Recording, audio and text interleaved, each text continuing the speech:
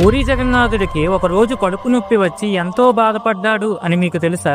జగన్నాథుడికి ప్రతిరోజు తన భక్తులు వందల రకాల ప్రసాదాలు పెడతారు. నా భక్తులు ప్రేమతో పెట్టిన ప్రసాదం తినకపోతే బాగుండదు అని జగన్నాథుడు ప్రసాదం అంతా తినేసేవాడు. ప్రతిరోజు రకరకాల ప్రసాదాలు తినడంతో ఒక రోజు జగన్నాథుడికి కడుపు చాలా నొప్పి పుడుతుంది.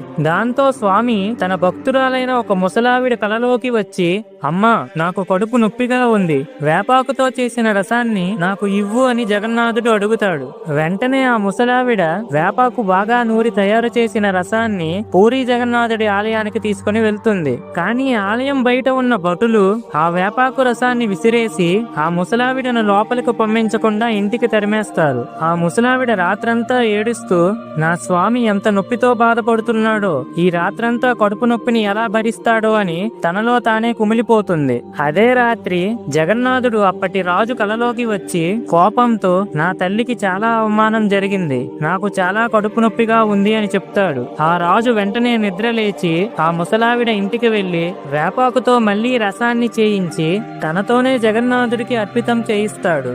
ఆ రోజు నుంచి ఈ రోజు వరకు భోజనం అవ్వగానే జగన్నాథుడికి వేపాకుతో చేసిన రసాన్ని అర్పిస్తారు. ఫ్రెండ్స్, జై జగన్నాథ్ అని కామెంట్ చేయండి.